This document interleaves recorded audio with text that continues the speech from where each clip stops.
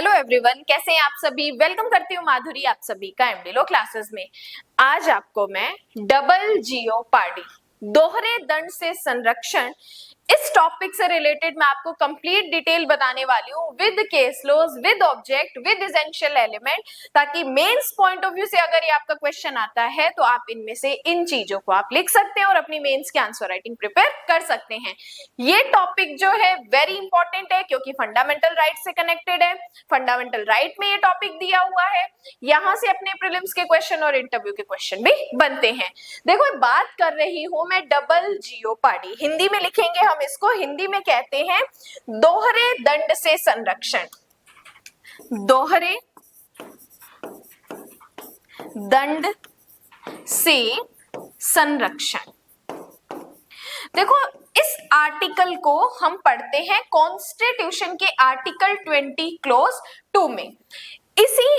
इसी टॉपिक से, इसी मेन जो हमारा ये प्रिंसिपल है, यही प्रिंसिपल हम सीआरपीसी में भी पढ़ते हैं, बीएलएसएस में भी पढ़ते हैं, सीपीसी में भी हम पढ़ते हैं। तो मैं लास्ट में आपको इनके सेक्शंस भी बताऊंगी ताकि अगर क्वेश्चन में ये पूछा जाए कि इससे संबंधित प्रावधान सिविल और क्रिमिनल लॉ में कौन सा दिया हुआ है तो आप अपना आंसर एक मिनट में दे सके। देखो, डबल जियोपार्डी, दोहरे दंड से संरक्षण, इस कंसेप्ट का, इस टॉपिक का मेन पॉइंट ये है कि अगर आपने एक्यूज्ड को एक बार पनिश कर दिया, एक बार दोष सिद्ध कर दिया, दोष मुक्त कर दिया, तो बार बार उसी मैटर में आप उसे परेशान नहीं कर सकते। जब एक बार आपका कॉम्पिटेंट कोर्ट ने ट्रायल कर दिया है, आपका एक्यूज जो है वो या तो कन्विक्ट हो चुका है या फिर एक्विटल हो चुका है, मतलब दोष मुक्त या दोष सिद्ध हो चुका है, तो बार बार आप उसको कोर्ट में नहीं बुलाओगे, बार बार उसकी ट्रायल नहीं करोगे। अगर करते हो तो ये आपके फंडामेंटल राइट का वॉयलेशन है। अब देखो, जनरल रूल है तो अपवाद भी होंगे। अपवाद भी मैं आपको बताऊंगी कि कब इस जो प्रिंसिपल है इसका बेनिफिट आपको नहीं मिलता। बहुत इंपॉर्टेंट चीजें हैं। देखो, किसी भी व्यक्ति को एक ही अपराध के लिए दो बार उसके अगेंस्ट मुकदमा नहीं चलाया जा सकता और न ही दंडित किया जा सकता है। अब यहाँ पे चीजें ध्यान रखने वाली कौन सी है कि जो व्यक्ति है वो सेम होने चाहिए। मतलब आप जो फिर से केस कर रहे हो उसमें पहली वाली पार्टीज होनी चाहिए।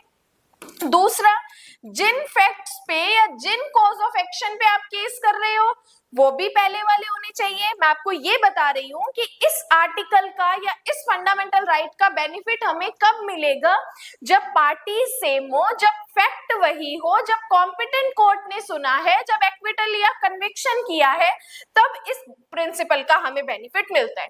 अब इसके ऑब्जेक्ट की बात करूं कि मेन ऑब्जेक्ट क्या है, हम क्यों इस आर्टिकल को या इस क्लोज को हमने हमारे कानून में ऐड किया, तो व्यक्ति की सुरक्षा के लिए। क्योंकि अगर बार बार हम एक ही केस को दोहराते रहेंगे, बार बार हम एक ही पॉइंट पे केस करते रहेंगे, तो इससे तो कोर्ट की केसेस की संख्या में कभी कमी आएगी नहीं, बढ़ते ही बढ़ते जाएंगे। बार बार व्यक्ति जब उसका मन करेगा वो कोर्ट में आ जाएगा। तो इसी चीज को ध्यान में रखते हुए, प्लस बार बार मुकदमे से बचाव, इस चीज को ध्यान में रखते हुए हम इस प्रिंसिपल को लाए हैं। हरासमेंट से रोकने के लिए, न्यायिक प्रक्रिया की निश्चितता मतलब सर्टेनिटी बनाने के लिए। क्योंकि देखो, कई बार क्या होता है कि पार्टीज जो है, मान लीजिए बार बार केस करती है, तो यहाँ पे पहले वाले मैटर को कोई और जज सुनता है, दूसरे वाले मैटर को कोई और जज सुनता है, तो इन जजेस के बीच में कॉन्ट्राडिक्शन होना, विरोधाभास, इनके जजमेंट के विरोधाभास को रोकने के लिए भी हम इस प्रिंसिपल को एग्जिस्टेंस में लेकर आए हैं।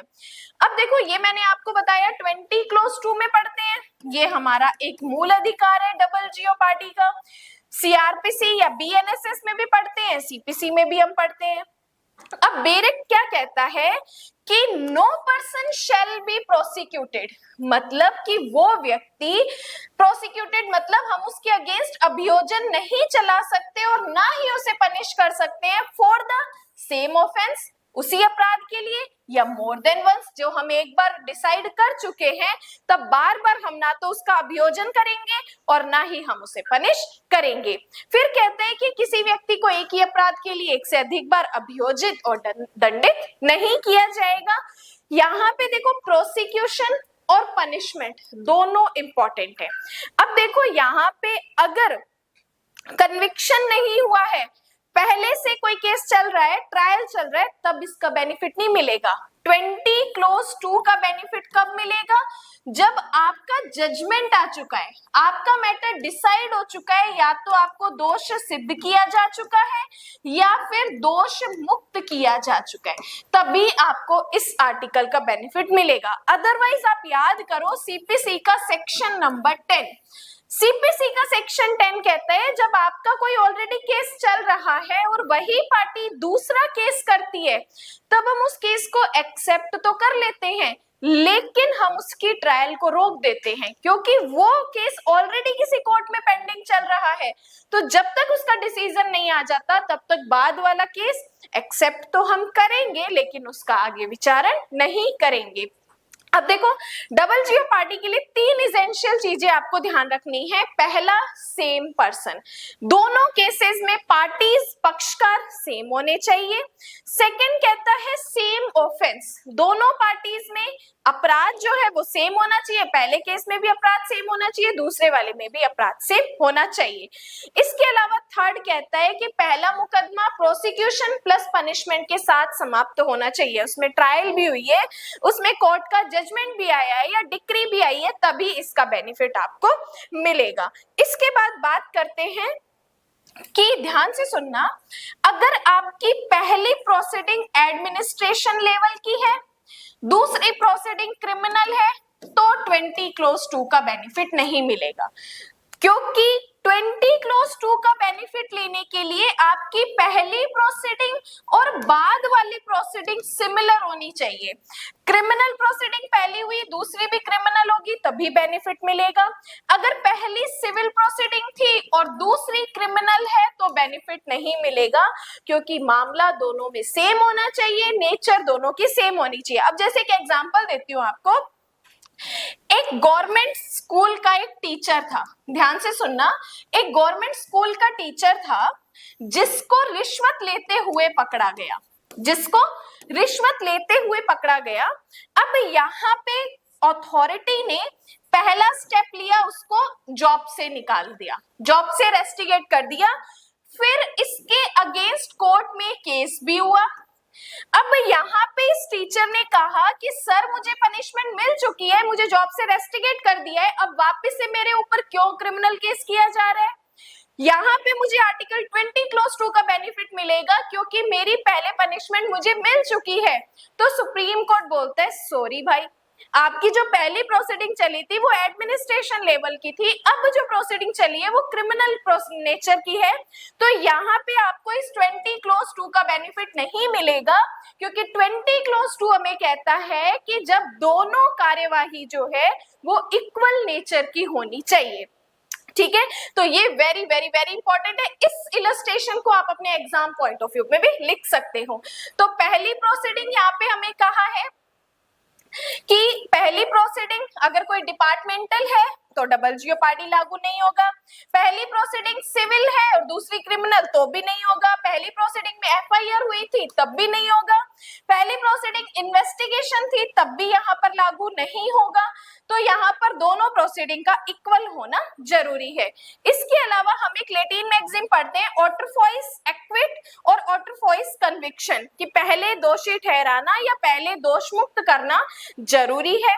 अब यहाँ पे देखो सीआरपीसी में भी हम ये पढ़ते हैं सेक्शन नंबर 300, जो कि डबल जीओ पार्टी से रिलेटेड है। सीपीसी की बात करूं तो सीपीसी का सेक्शन 11 जो है रेस जुडिकाटा, वो भी हमें यही कहता है कि भाई एक बार मैटर चल गया, एक बार पनिशमेंट हो गई, एक बार कन्विक्शन हो गई, एक्विटल हो गया, तो बार बार हम केस नहीं करेंगे। लेकिन अगर कॉम्पिटेंट कोर्ट नहीं था तो कर सकते हैं, स्टेट की परमिशन से कर सकते हैं, अगर कोई अदर भिन्न परिणाम पैदा होते हैं तो हम कर सकते हैं। तो दोनों में जो अपवाद है वो अलग अलग हमें बताए हुए हैं। अब देखो बात करते हैं कुछ केस लॉज की। अब देखो यहाँ पे जो केसेस मैं आपको बता रही हूँ वो दोनों केस, वो सारे केसेस में से 4 से 5 केस अपने एग्जाम पॉइंट ऑफ व्यू के लिए नोट कर लेना। पहला है Maqbool Hasan versus state of Bombay. इसमें कहा था कि अगर कस्टम अथॉरिटीज द्वारा कन्फेक्शन क्रिमिनल प्रोसिक्यूशन नहीं है। सेकंड है S.A. Venkataraman union of India का केस, वेरी इंपॉर्टेंट है। Thomas versus state of Punjab, इसमें कहा कि सेम ऑफेंस में सेम इंग्रेडिएंट होने चाहिए। नेक्स्ट कहते हैं state of Bombay versus S.L. Apte, इसमें कहा कि सेम फैक्ट नहीं है, सेम ऑफेंस होना जरूरी है।